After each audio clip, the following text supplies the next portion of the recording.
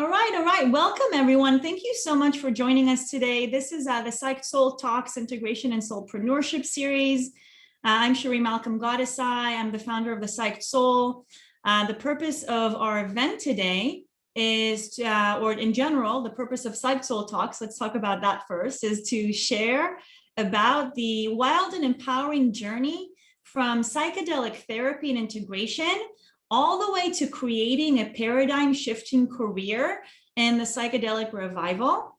I'm super interested about sharing about the craft of psychedelic integration, both from a professional as well as a decolonized standpoint. So if you're here with us, you're going to get an inside view into what I consider to be stories of context, which is the why we do what we do, as well as learn practical skill sets, which is how we do what we do.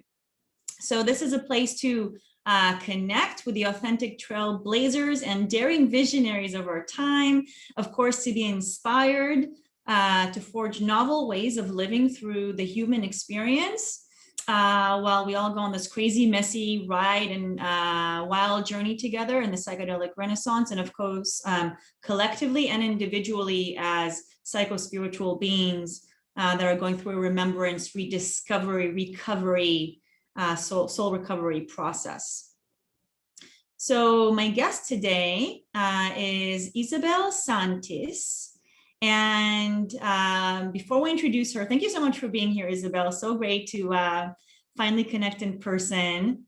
Thank you. Nice to be here too. Yeah, thank you. We'll do an introduction. And before we do that, some housekeeping. Again, please keep yourselves on mute until our Q&A section.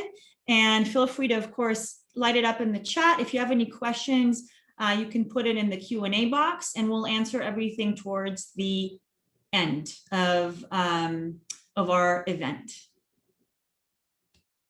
So just a teeny bit about me, since there are so many new faces here today, I'm so excited. So again, my name is Sheree Malcolm Goddessai. I'm considered to be a pioneering psychedelic positive creatrix. I'm a coach, I'm an activist, and an artist. I'm also a 5-time visionary entrepreneur.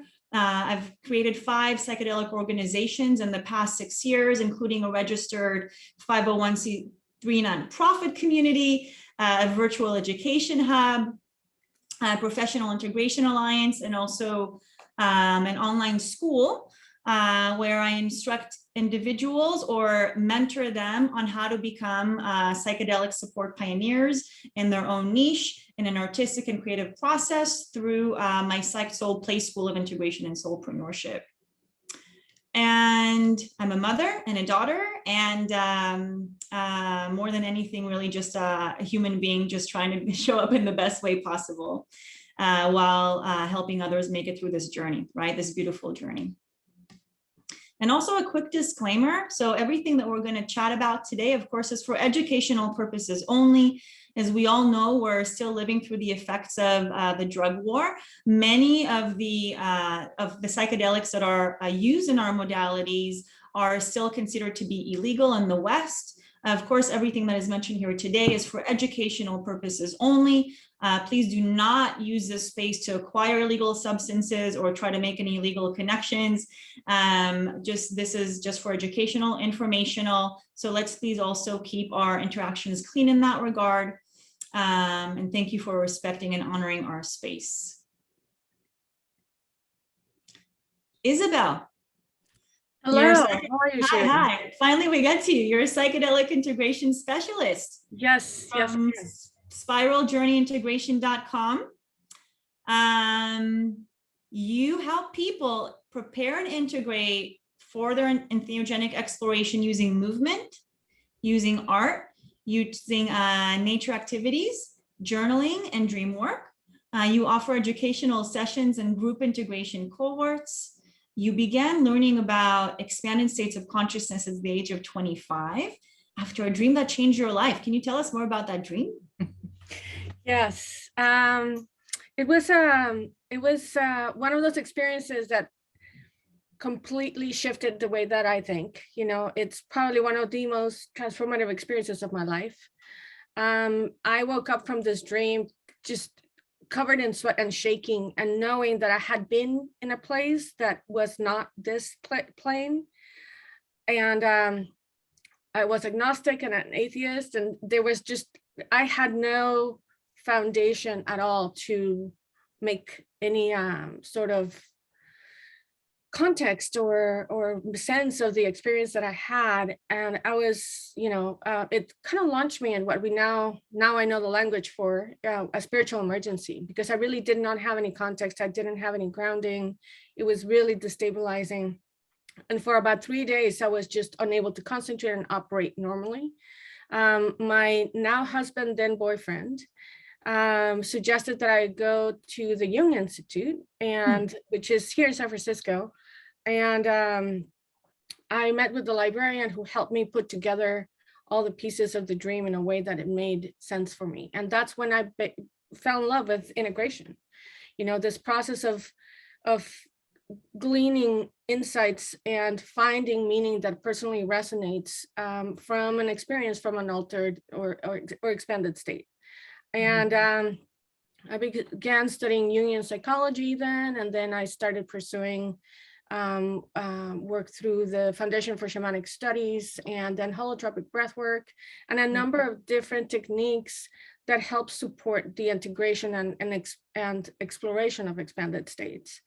And now I'm working on my dissertation for my PhD in East-West psychology. And my dissertation is on how psilocybin mushrooms specifically can help people shift their experience of eco-anxiety into active, resilient states of mind and behavior. So it's been a journey. It's been a 27-year journey for me. I've learned so much, and it's been such a beautiful experience. And I am deeply honored to share what I have learned with other folks to support their journey. Beautiful, definitely the warrior's path. And what are you able to go down and like into a microscopic view of, so you had all these like big things in your life happen. What exactly did you discover about yourself through psychedelic therapy? What's the granular view of it all? It's like, when I talk to people about psychedelics, it's like the gift that keeps on giving, right? There's layers and layers and layers of meaning, and there's layers and layers of interpretation and wisdom from one specific experience. I feel that every time I work with medicine, I'm handed this chest of jewels. It's like a treasure trove of this amazing insights and experiences and learning. And it takes a long time to sift through all of that and really realize the wealth that is there. And I find myself, and I think that this is a common experience, a lot of my clients also experience this, that you begin or end a journey in one particular place, and then it continues through dreams, or through other ways, insights, and then you pick it up again, the thread.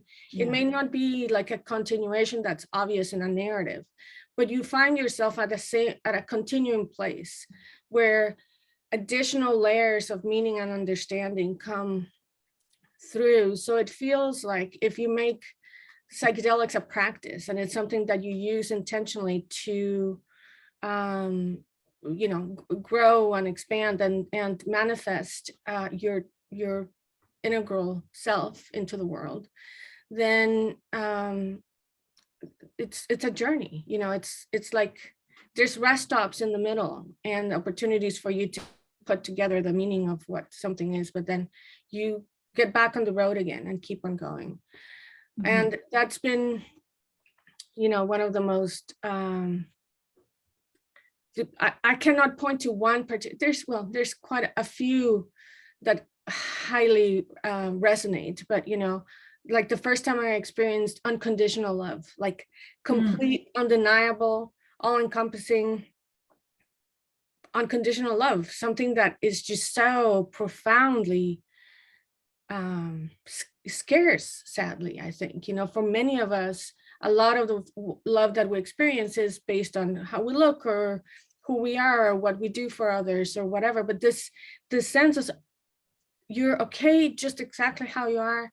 You're completely perfect in your way. And this love will hold you. I often go back to that experience of I've anchored it into my being whenever I feel that I need support. And it's been a truly transformative experience, for example. Absolutely. The journey of self-love, integration has so many interpretations, obviously, right? And there are going to be as many interpretations as there are people who are walking this path, right? And it does seem that self-love is one of those hallmark themes, right? That at the end of the day, no matter what tunnels you crawl through, what psyches, what vortexes you spin in, what archetypes you see, it all returns back to first love yourself, fill your cup, that self-care aspect, and then so you can pour your cup and serve others. Yeah. So thank you for that. And so I hear you say, so there's a lot of like dream work involved, a lot of awareness. So when did integration, the actual word terminology that we use in the context that, we're learning to understand psychedelic integration today, what role did integration play in your journey? And did you even approach it as integration at all? Or were you just, again, on the psychospiritual path doing your thing? No, I approach it as integration from the beginning, because the first experience that I had sparked my interest in Jungian psychology, which Jung was the person who developed the term integration for making sense of all the things that present themselves as part of our unconscious and connecting them to our daily life, for both personal growth, personal development, the evolution of the personality, and then, psychospiritual evolution, which is something that is one of the reasons why he is not as popular as Freud. He got spirit in the mix of psychology and people got really freaked out. Yeah.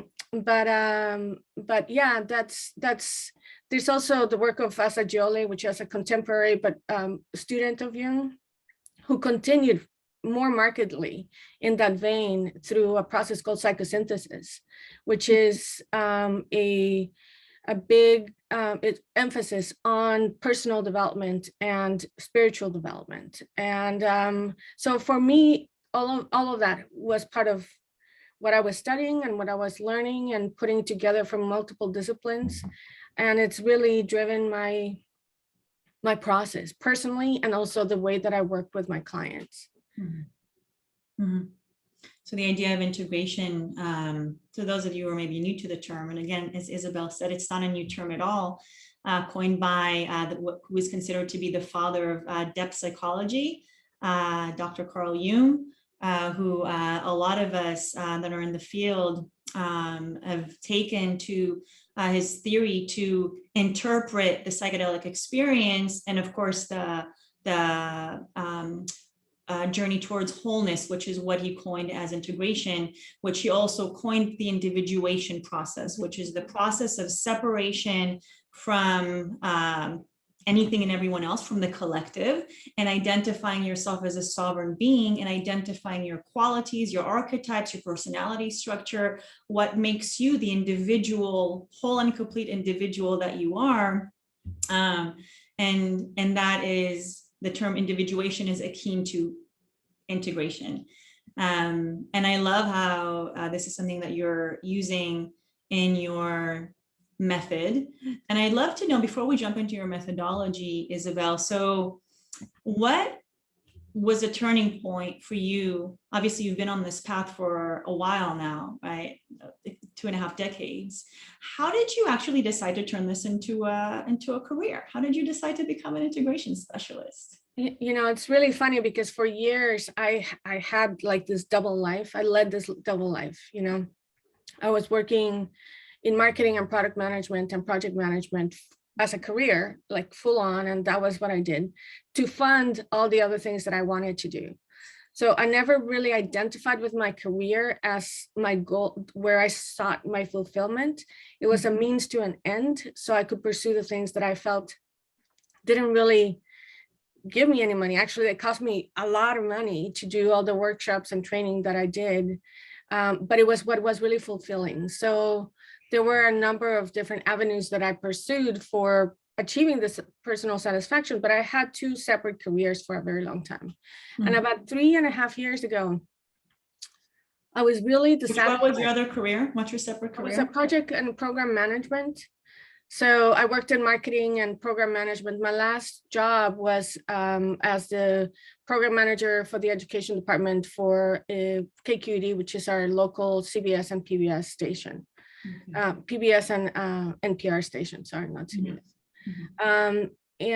So I was working in public media. It was this great job, and there was all these amazing stuff that we were doing, and I was really not satisfied. It was no longer fulfilling.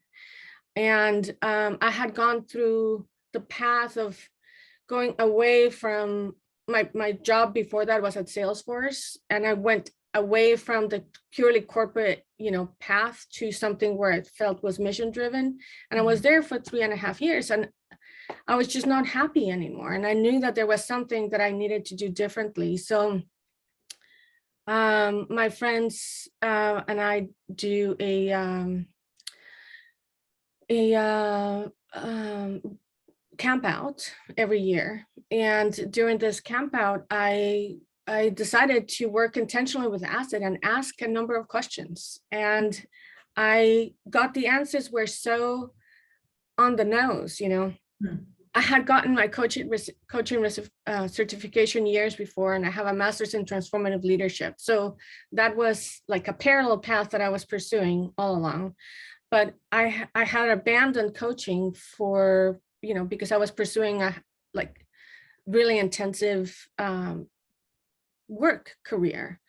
And the answer that I got during this journey was, you need to go back to what you know is more fulfilling to your heart. You know what you're supposed to be doing, and it's not working, doing program management. That's not it. And you already have all the skills and all the things to do all the work that you need to do. So I decided, okay, I'm going to give my notice. I'm going to put this plan together to just leave the people that I managed in a good place and all this other stuff. And I show up the next day at work and I get laid off. And it was like the universe. Yeah. You got laid off. Okay. It doesn't end there. It's even more intense, but I'm not going to go into all the details. Suffice it to say, there was a lot of synchronicities that happened, like a lot. And that night I decided to apply for a PhD program that I had always wanted to go to at CIS. And I got in against all odds for, it was just, the application deadline had already passed. There was all kinds of things and that just obstacles that got cleared. And so I started my PhD, and as I started it, I decided to reopen my coaching practice because I wanted to make some income. And I started doing that. And about 70% of the people who came to work with me were integrating psychedelic experiences. I live in the San Francisco Bay Area. I've been going to Burning Man for 10 years. There's a lot of people in my world that work with psychedelics. So it was not uncommon or unusual that I got a lot of referrals from people that were working with psychedelics, either recreationally or intentionally. But it just so happened that all these people that were attracted to what I was doing were already working with psychedelics. So I decided, this is really my niche. This is really what I need to be doing, specializing on working with people that are integrating psychedelic experiences. So it kind of, just like I stepped into the river and the river took me where it needed to take me. And I, for about 1.5 years, I've been offering almost exclusively psychedelic integration services. And that is just the thing that I most love to do, Yeah. Amazing. So you literally, it sounds like you listened to your heart, you tuned within, listened to your heart, aligned with the deepest desires, even if they, some people would consider it even somewhat irrational, right? Like, how could you leave? And this is something that we hear a lot, right? I hear a lot from my clients. How can I leave a job that pays the bills in favor of this new, never mind that it's like a whole new novel career that we don't even have training for it necessarily. Like, how do we even become this thing? But even just like the move from, let's leave this career and just make another shift towards having an artistic career is like a big deal. And so it sounds like everything was going super smoothly for you. Definitely much support from the universe and many messages, right? And I wonder, like, were there some challenges also in that path of becoming or shedding that, that old identity? There's been a lot. One of them primarily has been COVID, to be honest, because There you go. working and opening a business that requires trust and that it's mostly an underground thing during the pandemic where you can't see anybody. And it's been challenging. Thankfully, I belong to a number of different communities where I've been able to get referrals. And that has been, but it's really all word of mouth, or is people that are part of, I'm part of a psychedelic church. And that is one, people know me from there, so they give my name out to other people. And that's one way in which I have been able to deepen my client base, but it's not something you can just put up a website and start buying Google AdWords for it, Even if you try to advertise on social media, if you wanted to do that, you often get shadow banned by Facebook and all these other organizations that don't want to be promoting, even commenting on threads around psychedelics can get you in trouble.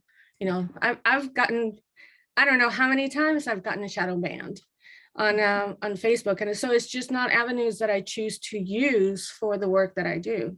So, those are certainly challenges. Is how do you deepen and create a client base when you're getting started in a field where you really can't do a whole lot of advertising very effectively, and where the services, even though psychedelic integration is 100% legal and is education on harm reduction, the word psychedelic in it is enough for people to, or for robot engines to block you from being able to promote your services. So finding creative ways to getting around that a little bit, and really relying on networking and getting to know people has been for me the most efficient way to getting a client base. Other obstacles I think are things that I've really considered a lot is security, and the security of my clients, because when people disclose information that could be of a sensitive nature, we have a responsibility to keep that safe.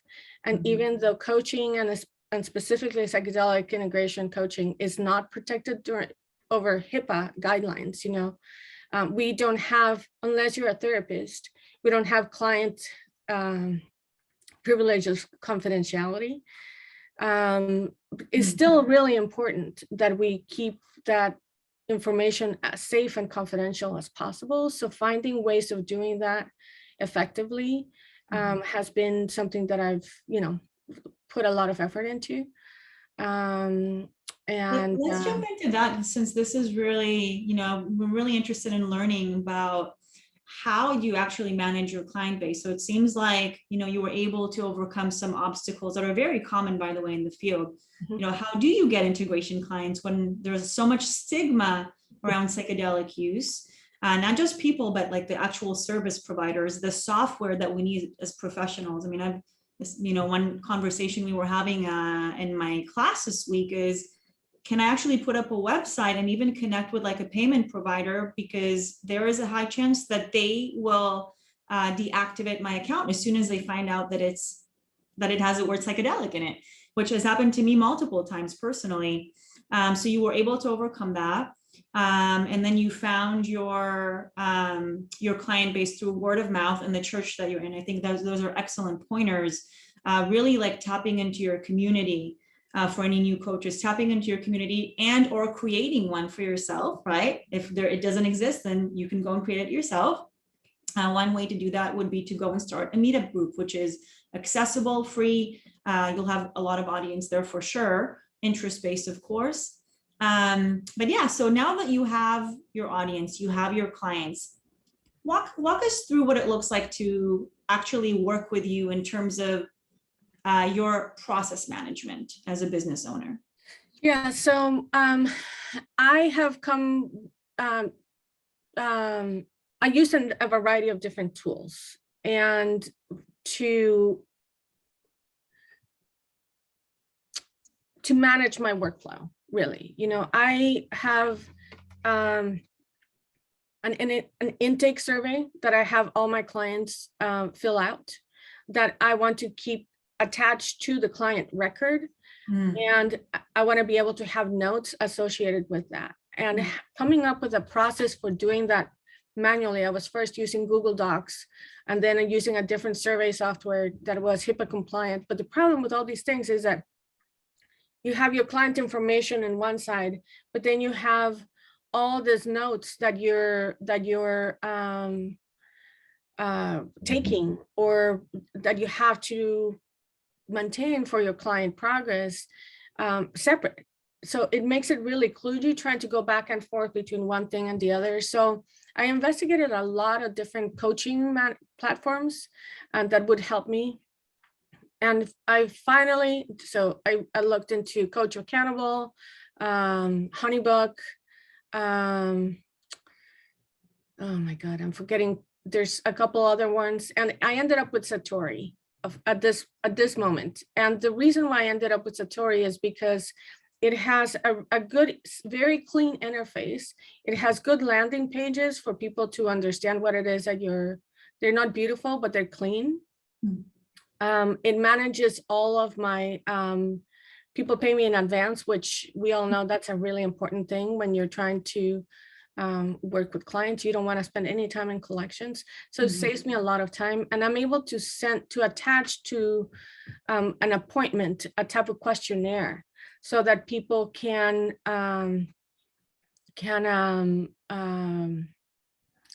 fill out questions that I asked them in advance prior to the session. And there's a primary questionnaire for the first session, and then there's secondary questionnaires that people can fill in for subsequent sessions. So that has been really, really helpful. It automates a lot of the manual work of sending information back and forth and waiting for people to respond, and all of the notes from the questionnaires are inputted into my session notes for the client. So that's been super useful. And at the end of the month, I just do a deposit, and that's, it's very easy. It minimizes the amount of time that I spent on manual tasks. And it's not, it's not very expensive. So if you're starting out as a coach and you don't have a lot of clients yet, they have a starter package, which I think is 10 active clients. And that is sufficient to get you going, and it's, like $35 a month, something like that. So it's not prohibitive. And I also, I write a newsletter every couple of months, and I always get new clients based on that. That has been probably my most effective marketing tool, other than, in-person networking. And yeah, so that's like my process in a nutshell. Awesome. So Satori, I'm not familiar with it personally. It sounds like a great app. So it's something that you use to manage the back end office of your client intake, and also, I guess, their transformational process. Or is that right? Yes. Yeah. Okay. So what does it actually look like to work with you on the client side?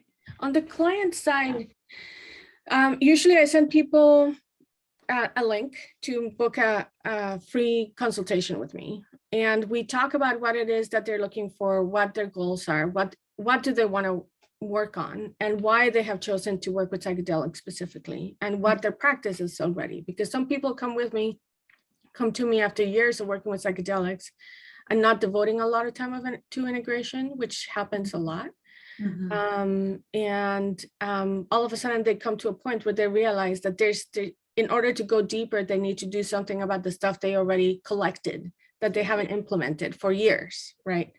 So that's one particular case. Sometimes people are brand new to psychedelics, and what they need is a helping hand in making decisions. Is this safe for me? How do I prepare for a psychedelic experience? You know, what kind of practices do I need to do? What kind of self-reflection do I need to do in order for this to be really effective? And I'm choosing between these three facilitators. What do I ask to know? What is it that I need to concentrate on? So a lot of the work I do with newbies is about preparation, developing discernment, the ability to tell what is the right thing for them, and ways, you know, just tools for self-check-in, you know, to really what resonates, and becoming aware of your own bodily signals when something tells you that's right. You know, and developing that self-awareness is a tool that not everybody has, but is, I feel, just fundamental for working with psychedelics. You know, it's being able to tell when the information that you're getting resonates. And to me, that's where the true alignment begins. So developing that skill set, that muscle for recognizing that is super important. And then there's people that work with psychedelics as a practice, that is their practice, and they do that once a month, for example, or they go to one ayahuasca retreat per year, and it's just this loop where they have these experiences, and then they come back and integrate for a year, and then they go back again. And so it really depends on what people are trying to work on. And the integration framework that I use is that integration actually begins with preparation. So preparation is a big part of it. And then there's during the journey, I am a big believer in engaged action with the medicine. So having your own agency be part of the experience, as opposed to just being a receptive cup, you know, where you can establish dialogue and a relationship with the medicine and benefit really from the experience. So a big part of the work that I do with clients is helping them develop the tools to engage purposefully and intentionally with the medicine during their journey. So that skill set it's a big part of what I do. And then when people return from an experience and they have something very powerful and beneficial, that is like one of those gigantic diamonds that you get from the medicine, anchoring that experience in a somatic awareness and being able to touch back on that experience and recall it at will to support you in a particular process. That's something else that is part of the framework that I use. Then goes to meaning making, you know, what does this information mean? And then what does this tell me about my life now, and what changes I'm being encouraged to look into? And then there's the implementation, which is more of the coaching, the traditional coaching part of it is like, you know, you have to do these changes. How are you going to implement this into your life? So it's kind of this full circle, you know, and it depends on people are with their journey to see what is it that they would benefit the most with. Some people have done all the meaning making. Some people really could use a way to anchor their experience. Some people would like to have a more engaged relationship with the medicine. So where people are in their process, you know, there's different ways in which I can support their growth in that area. Amazing and so comprehensive. And, you know, I love hearing how like clearly and articulately you're able to state the actual stage in the journey where the client is at, whether they're, of course, before, maybe they do their journey just once a year and need support around that. Maybe they want to cultivate a relationship with the medicine. And these are certainly different situations.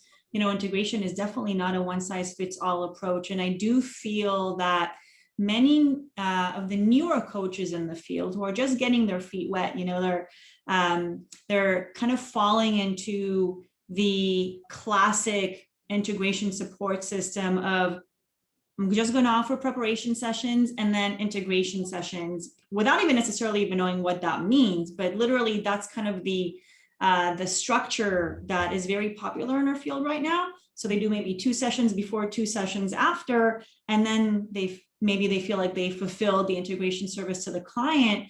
And I love your approach, which like what I'm hearing is actually it's such a long-term process, right? So there's first of all, the educational aspect of it, to understand what the goals are, to understand exactly how deep they want to go. And maybe there's actually so much stuff that needs to be cleared out first that's preventing them from going deeper. And then, of course, the processing and the, as you call it, the implementation, which is changing the habits, which is such a long stage in itself. So there was definitely a flow and a cadence to integration that is very nuanced, that I feel is missing right now in the popular narrative around professional integration support. And I love how you were able to like get into these nuances. I've had some of the, I'm deeply blessed with the training that I've received. You know, I've had so many amazing teachers that have helped me understand this in a comprehensive way. And I'm, you know, everything I know is thanks to them. Did you actually ever have actual proper like psychedelic integration training, or is it literally Yes, I have. So the school that I go to is CIS, California Institute of Integral Studies. And one of my classes actually that I took after I finished all my coursework, because I had been waiting for this teacher to come back to CIS. She was working in Peru for 2 years. It was integration of expanded states of awareness. Specifically, it was all about integration for 6 months with someone that has been doing this work for many, many years and who is, you know, an expert in the field. You're frozen. I don't know if everybody else is frozen. Can you guys hear me? If someone can raise your hand. Okay. Okay, so Shiri, is Shiri frozen for you all? Okay, so there you are. Okay, we got you back.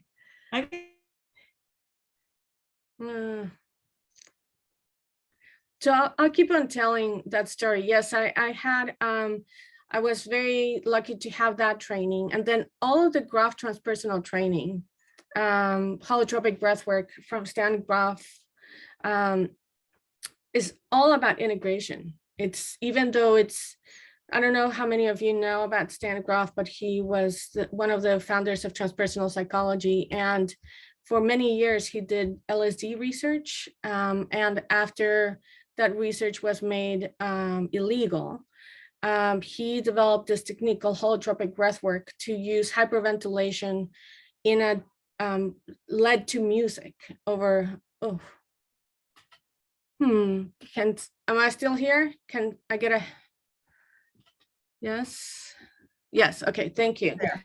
I'm sure Cherie's gonna join us again as soon as she's in Costa Rica. So she is probably having connection issues. But all the holotropic integration training, all the holotropic breathwork training can be directly transposed to integration. A lot of the shamanic training that I received from the Institute for Shamanic Studies can also be directly extrapolated to psychedelic integration. And I'm also a student in the School of Consciousness Medicine, and all of that training can be directly used for psychedelic integration as well. So those are some resources if you would like to learn about this work, of things that you can do. And since Shiri is not here, I don't know if I can open, but if people want to just have a conversation and unmute and ask me questions, I'm happy to do that. We still have, I think, 20 minutes. Are you, I've been chatting in the chat. I'm Sarah, been chatting in the chat room. I'm not a coach. I'm an experiencer, I suppose you'd call me. I've gotten some very lovely contacts from this chat already, which I'm grateful for. Do you work at the microdosing level? Do you work with people who are microdosing? Yeah, I do. I work with people that are microdosing and all levels of dosing, actually. And I'm substance agnostic. So whatever you're working with, I will be able to support you. And one other question, one thing, I mean, this is a terrible thing to admit about oneself, but I took care of my parents for many years in their latter years. And of course, when they passed, to be honest with you, I didn't grieve. And I feel like that was one of the points at which my heart closed down. And so I'm wanting to find an MDMA coach, and I'm wanting to find an MDMA sitter. I have no access. Well, I actually have access to MDMA, but I have no desire to do it without someone guiding me. Do you work with MDMA at all? So I don't think that we can talk about this here. So if I would suggest that you drop me a line. Okay. My website. Okay. How do I find you? My website is, I'll put it in the Chat. Mhm. Thank you. I didn't mean to hog the conversation. Hi, everyone. We're back. Yeah, apologies. You know, I'm in Costa Rica, Yes. so sometimes these things happen. Thank you for staying online. So let's get this started again. Just a sec. Let's highlight Isabel.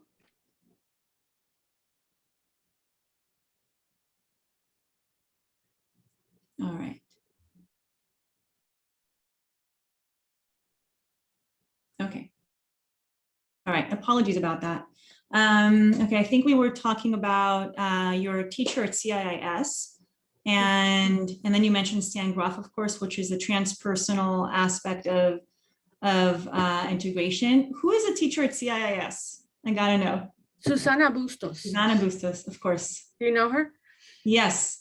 Not Yes. only do I know her, in fact, it's because of this this being of a light of a woman is the reason that I'm in integration. Because Myself. of her? Because of her, Are you literally. kidding me? I'm serious. It's That's because, great. yeah, I attended a conference. This was back in 2015, I think, and in Los Angeles, a plant medicine conference. And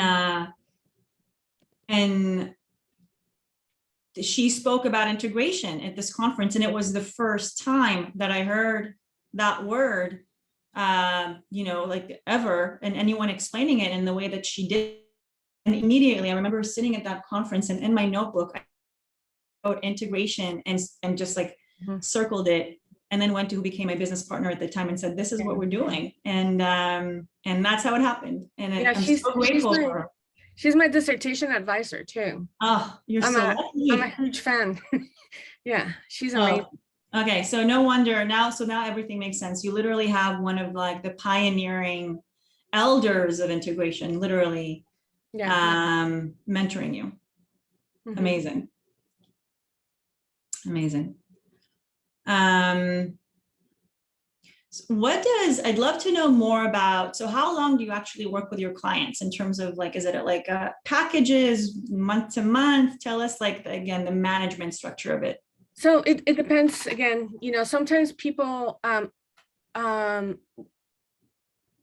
I privilege people that want to work with me long-term. So I offer a membership for people who want to have one session a month or 2 sessions per month. And then, you know, like there's a monthly fee. That's great for them because I offer a discount for my hourly rate to them. And it's also great for me on the business side because it allows me a steady recurring income that I don't have to. So, you know, look at both sides on that. I also offer packages. Say, for example, someone is preparing for an ayahuasca experience for the first time they're going to Peru for 2 weeks. And they want to do like deep preparation or 2 sessions of deep preparation and 3 sessions of integration, you know. So I offer a session of 5, a package of 5 sessions to support people that want to do just like an intensive something like that. And then I offer deep dives for folks who just want to do one-offs. You know, sometimes people are not really sure that they want to commit to an entire thing. They're trying integration for the first time. They think that they can do it all on their own, but they want a little bit of support for one time, or they're testing it out. You know, they're trying me out to see if we're a good fit. So I offer, you know, a 1.5 hour deep dive integration session where we do a number of different things to support whatever it is that's presenting for them. So it varies on what people are looking for. Yeah, amazing. And how many do you have? do you have like a certain number of client caseload that you allot yourself? What are some of your like professional boundaries that you hold for yourself in order to be able to offer the best service possible? I don't want to work with more than 12 clients at a time. And I know that sounds like a very little, but I'm working on a dissertation, and I also have, I'm working in the psychedelic church to be able to offer support for a lot of people. So that takes about 20 hours of my week. And I'm trying to balance all of these things out, and I have decided that 12 people, that averages out to about 4 to 5 hours per week that I'm doing actual client time. Once I'm done with my dissertation, I'd be able to increase that, but I don't think I ever want to work with more than maybe 20 people at a time. I can't, it's hard to have that level of connection with people, in a ongoing basis for a lot of people, a lot of clients. This is not like a volume game for me. No, I mean, you say 12 sounds like a little, but actually it sounds like a lot to me. I mean, because, we're talking, of course, there are different ways to look at the client caseload. So one classic way to look at it, a lot of us are trying to model ourselves maybe after like the clinical support of like a psychologist, a therapist, where they have a number of client cases load per month. Some people do 30, they charge by hour. They, see them for 1 hour a week, 1 hour every 2 weeks. And a lot of coaches do that, right? And then, of course, certainly that's also how I started, right? And then like some things that I've learned along the way, and I wonder like what your take is on that, Isabel, is actually learned that because this is the transpersonal space, right? We're talking about consciousness, we're talking about psyche. We're talking about it. Of course, it's ineffable in many ways. There's like a conundrum there, but you're literally taking these people to bed with you in some ways because you're engaging with the same psyche. The psyche is constantly activated. You meet in the ether. I've literally even had clients that I've seen in ceremonies, and they've seen me, show up in their ceremonies. Of course, I wasn't like physically present, but like we meet in ceremonial space. And when you're taking on so much, so many archetypes, like the insights of the other person, their traumas that come up, you're cultivated, and it's a lot to hold space for. Yeah, it is. And yeah, for some reason or another, I became trauma informed as a coach, and I've taken trauma training because a lot of the work that I do, a lot of the people working with psychedelics are traumatized. Everyone in the world is traumatized, but there's a lot of people working with psychedelics who are working on their trauma. So, and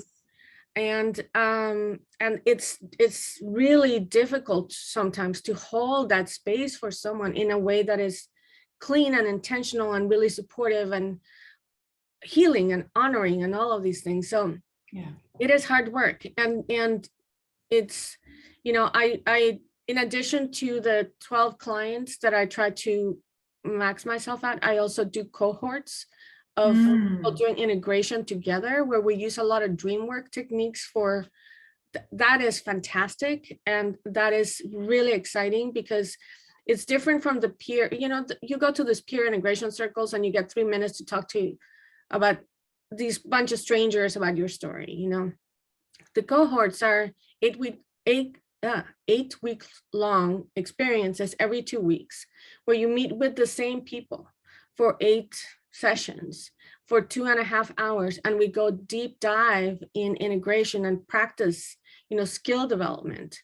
And we use a number of different dream work type techniques that I have transformed to use with psychedelics that I just absolutely, they get you so much richness and from narrative techniques to free association, all kinds of different things in which you can really glean out the experience. And there's something that happens even in group, in a Zoom, with the group dynamic. I do believe that we all connect somehow in the field, and this sense of reciprocity and resonance that we achieve with each other in a group setting, it's just amazing. And you're working intensively with people for 8 weeks. It's just really awesome. That's one of my favorite things to do.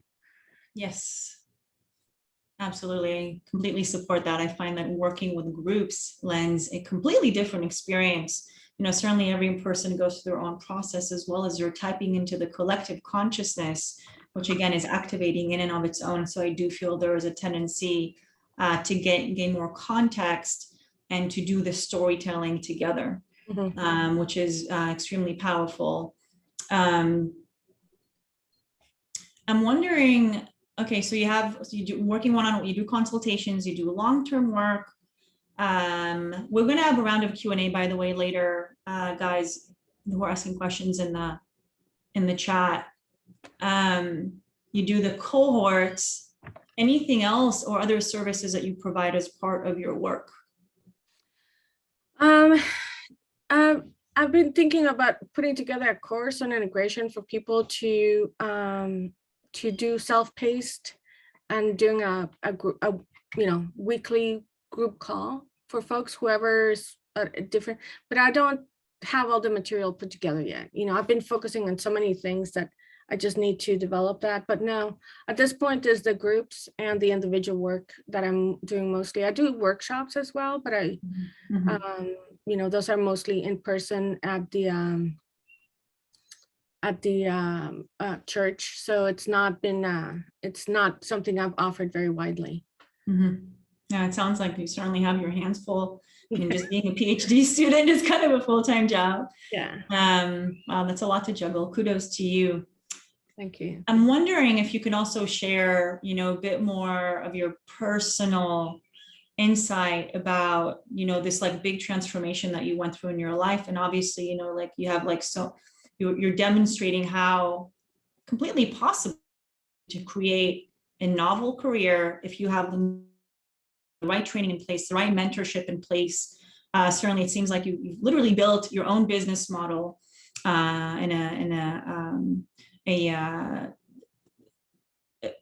what's the word I'm trying to say? In a very effective and efficient way. Obviously, you have a lot of clients that are coming to work with you. I love the way you explain your methodology.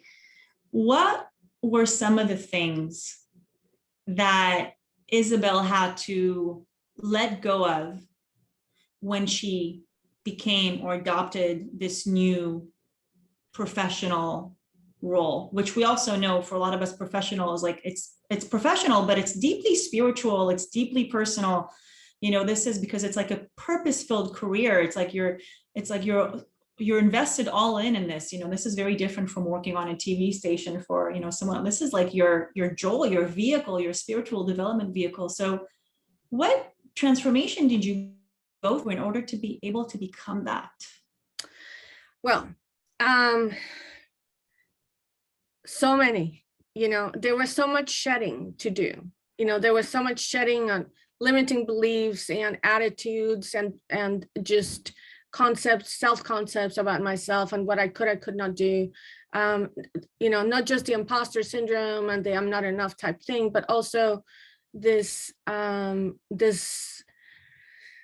idea that I needed to know more in order to have something to actually offer. And two major things jumped to mind when you said that. One was when I turned 50, I did a vision quest. And my intention for the vision quest, it was a 3-day,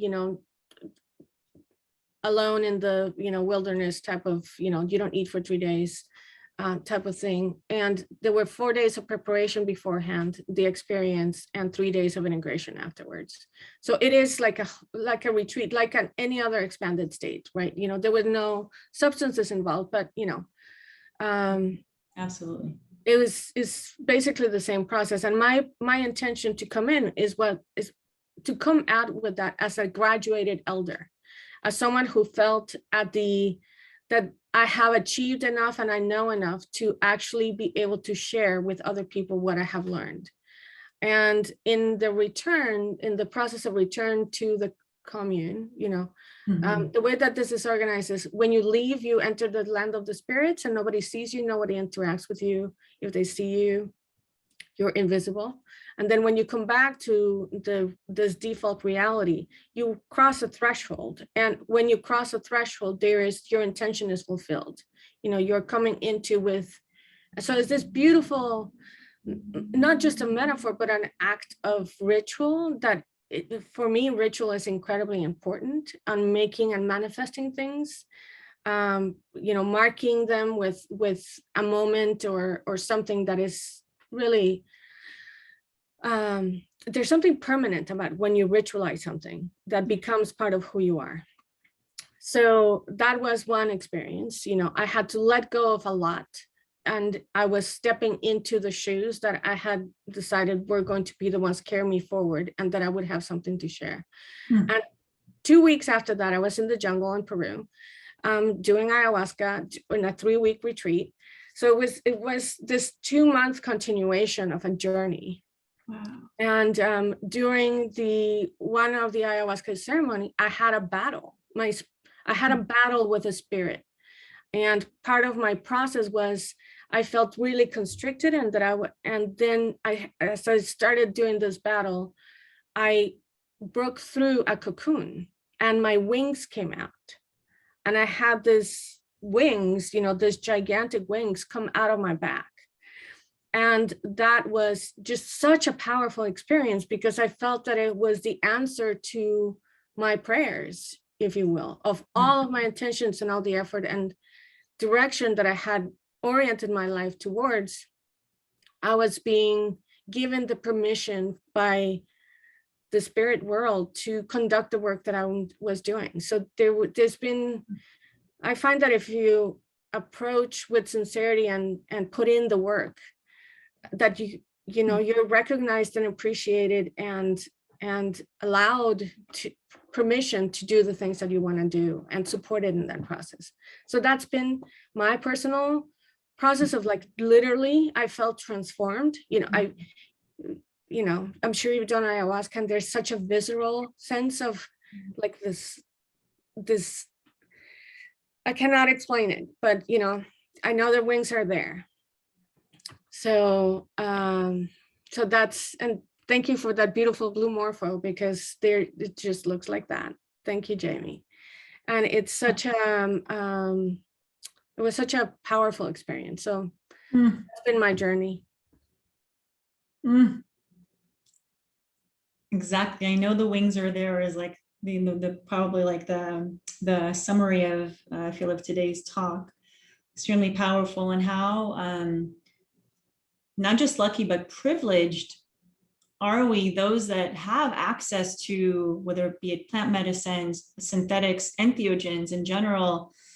I know one of my ayahuasca teachers constantly says in the beginning of ceremony, if you are sitting here in this room right now, consider and acknowledge that you are one of the richest and the most fortunate people in the world, because you literally got the opportunity and the visceral imprint to remember that you have your wings, and you acknowledge that they're there, where so many people walking the earth, all angels, all spiritual beings, that just completely forgotten and will probably never get the privilege to ever recover that knowing, that truth.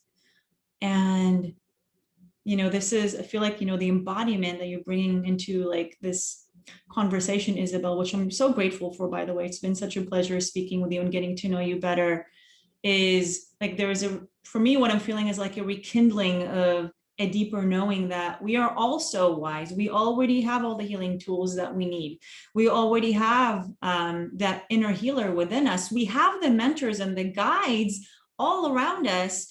All it takes is literally the belief that you're going to take the leap and you're going to be not just fine, you're going to fly.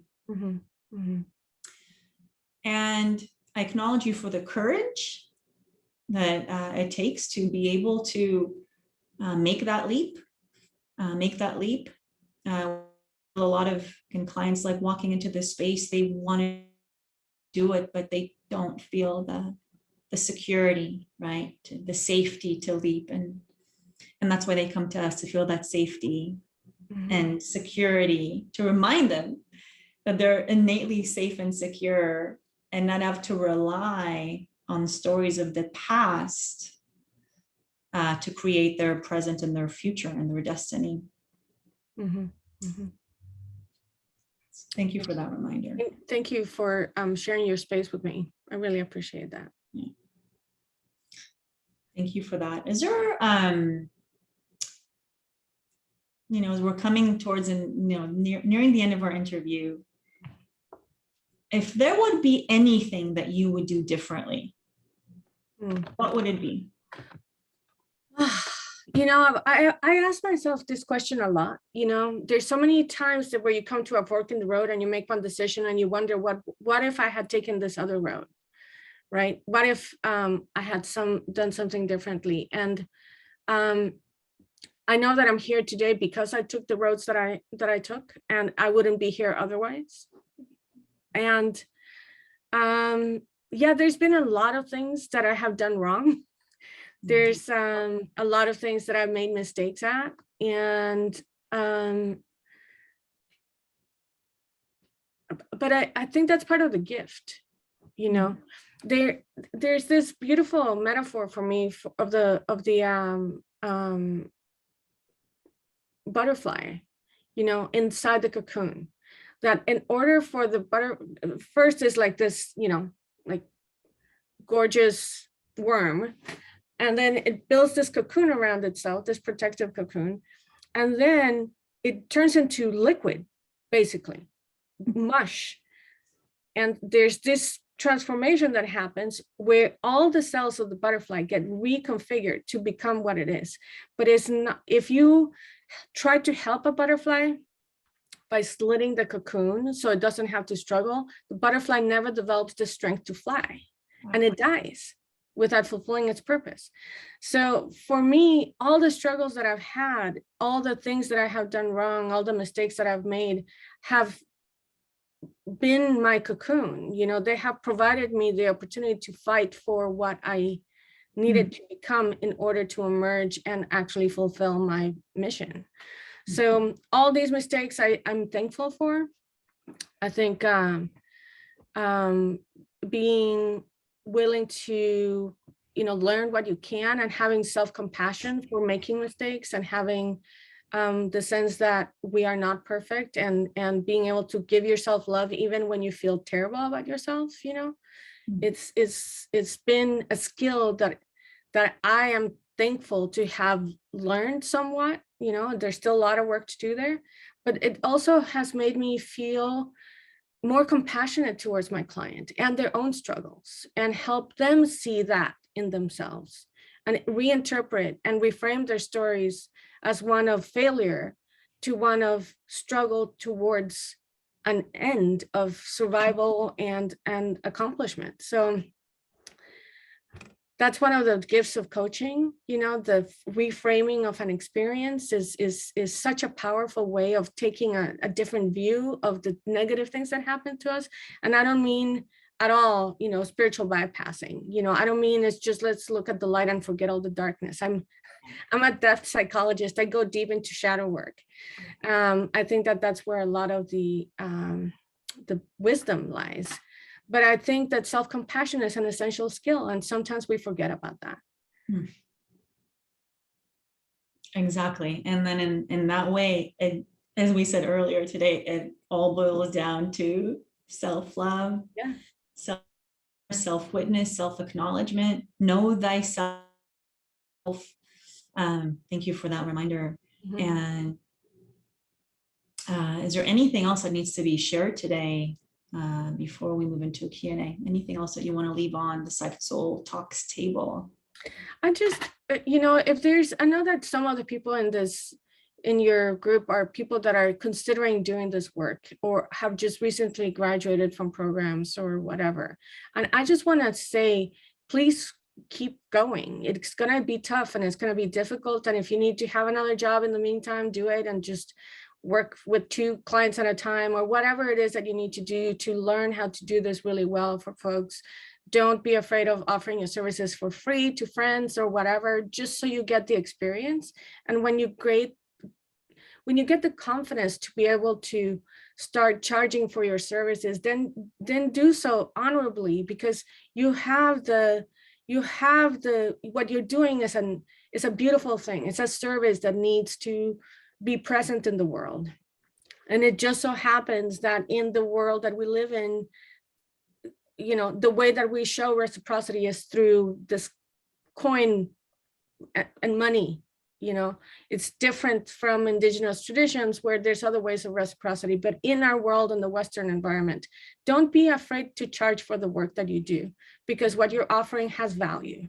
So that's the last thing I want to say for folks that are considering this path. Please do it. Don't devalue yourself. What you're doing has value. It's important, and we need it incredibly in the world right now.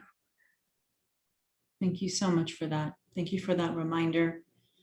Remember the value that you bring to the table, the value that you bring into people's lives. And again, we're not charging, or at least something to consider is some people charge by the hour, some people charge according to the level of transformation. So think about which want to pursue for yourself. I forgot to say one thing. You asked what services I was providing to folks. And one thing that I have two people that I supervise. So I'm starting to offer supervision for coaches. So I just want to put that out there. If people are interested in doing that, I'm doing that for a couple of folks, and I'm considering also doing a cohort for coaches for supervision for that. So reach out to me through my website. There's a contact form there, and let me know what you're interested in. And if that's something that you're interested in, let me know. Perfect, thank you. And how can people keep in touch with you, Isabel? I'm going to put in my website. Say it out loud also, so the people who are listening to the audio would know. It's Spiral Journey Integration. SpiralJourneyIntegration.com. .com, and then you can reach out to me at spiraljourney1@gmail.com. Perfect. Thank you very much. And we always like to conclude, again, before the Q&A. I see some questions in the chat. We'll get to them in just a sec. What's your favorite song? I had such a difficult time. I think there was this song that when I was a kid, it just, for some reason, it was stuck in my mind forever. But it was Afternoons in Utopia by Alphaville, which I don't think a lot of people in the US know about. It's a German group, but something else that I really love is Dancing Queen. And that's, yes, I love to dance. So anything that makes me shake it. Dancing. Beautiful. Thank you for sharing that. How would you feel about Q&A right now? There are some questions in the chat. Great. Awesome. So I see a question from Castle Burning, who's asking, I'm wondering about intakes. Do you like to save clients fill out a form and go over it? Or do you ask all the questions in the first appointment? I find it takes a lot of time to ask all the questions when it could be done ahead of time, but I also do not like how impersonal filling out a form feels. I'm in the fill out a form and then we'll talk about it. And I write that in the instructions saying, this is going to help me take there's two reasons for writing the questions, writing the answers. One, it promotes self-inquiry, because not all of the questions are about health or medicines or whatever. There are a lot about what is it that you're trying to achieve and all this other stuff. So it gives me a good indication of how people are comfortable with self-inquiry and whether we're going to be a good fit on that, depending on their answers. If someone gives me, I have a long, lengthy question that requires self-inquiry and they give me 3 words, it's probably not going to be the best client fit for me. So that is one way in which I decide who to work with. Another thing too is that by giving people the time to answer the questions, they can actually look at their medications. They can actually write down the dosage and all of that. And I I do my due diligence myself and check with other people as well to make sure that, this person is safe, what is safe for them to do. Mhm. So that gives me the time to go into that process. And yes, I know it is impersonal, and it's also for their safety, for my safety, and for making the best use of our time together. So when they come to the complimentary session, we already have that information, and we can talk about their goals and what they want to do. And if I have clarifying questions, then I can ask them at that time. Perfect. Thank you for that. And I feel like you touched upon a really important point, inquiry, self-inquiry.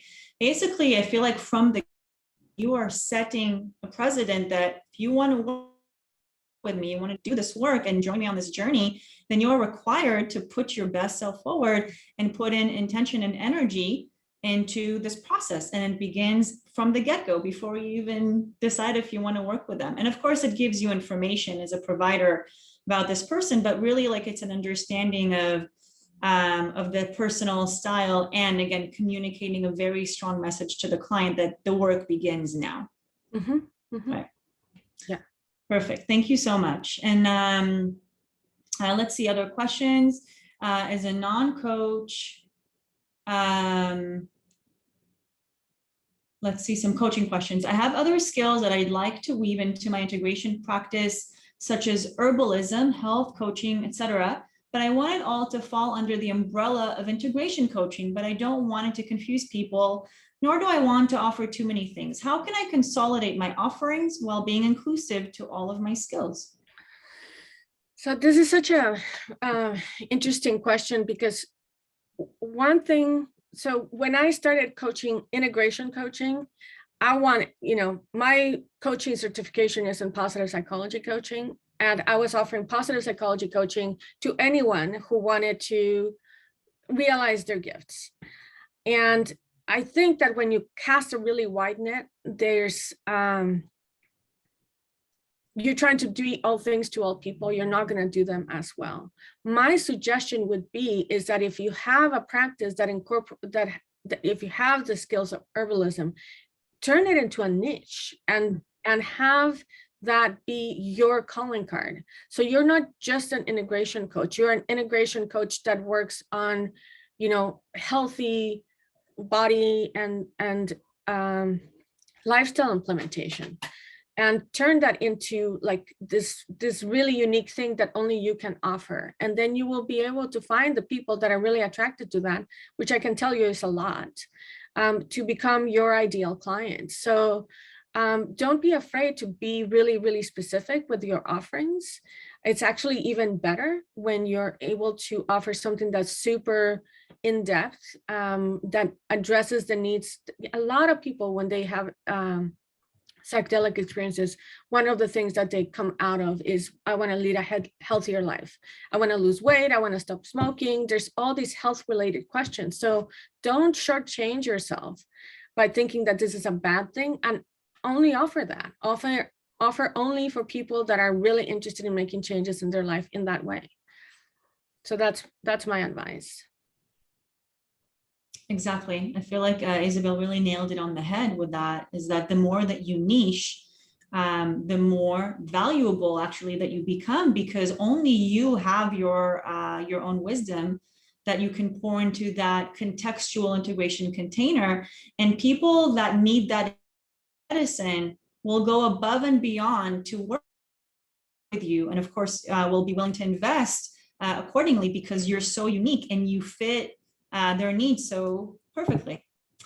And one more thing I would like to add to that is, in the business coaching world, we say you are always your first client, right? So you don't want to discount anything about yourself. On the contrary, you want to take your entire story and everything that has made you you, including your personality, your skill sets, your shadow, your traumas, your message, and offer that into your medicine. This is who you are. This is who you are.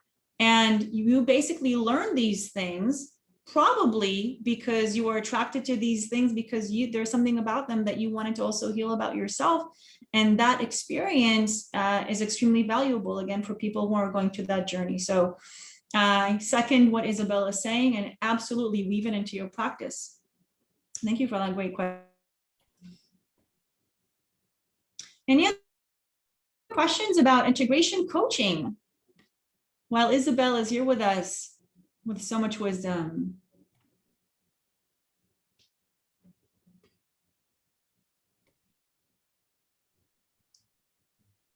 All right.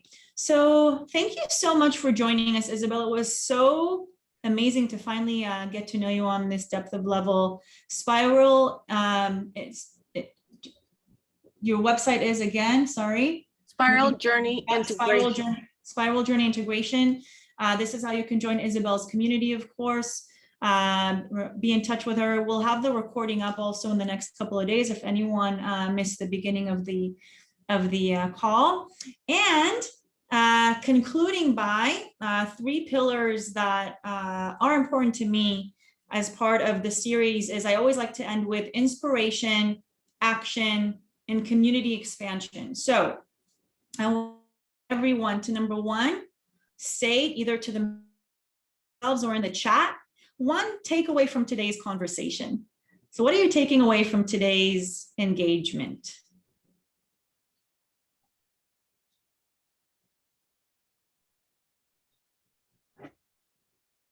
Yeah, we see courage, lots of contacts. Excellent. A lot of networking was happening today for sure. Cohorts, a sense of feeling like I'm on the right path.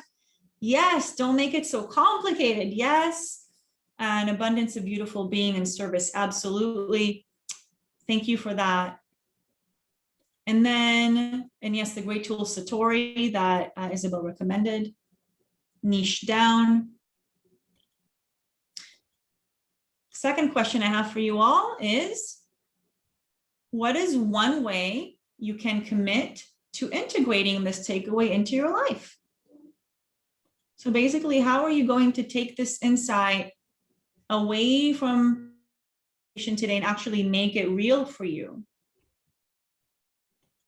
Sarah's on it. Work on my website. Yes. Reaching out to various people, expand my containers for my clients. Beautiful. So these are the action steps. Again, to integrate, pursuing your dreams, believe in myself. Beautiful. Thank you. And then third question for you to ponder today is, who is one person you think will benefit from joining our community? And you can share this recording link with them once you get the recording link in the next 24 hours. So think about the one person that can benefit from today's conversation and decide that you're going to share the link with them so we can expand our community of integration aficionados and professionals in service. Thank you so much for being a conversation. It's been an honor to get to know you all. And again, thank you so much for Isabel, Spiral Journey Integration. And see you guys next time. Our next Psyched Soul Talks is actually going to be next Wednesday with my good friend Greg Lawrence, Psychedelic Integrations. Much love and blessings to you all. Thank you so much. Thank you, Isabel. Thank you so much, Shireen. Thanks, everyone. Bye, everyone. Thank you. Bye-bye. Thank you so much.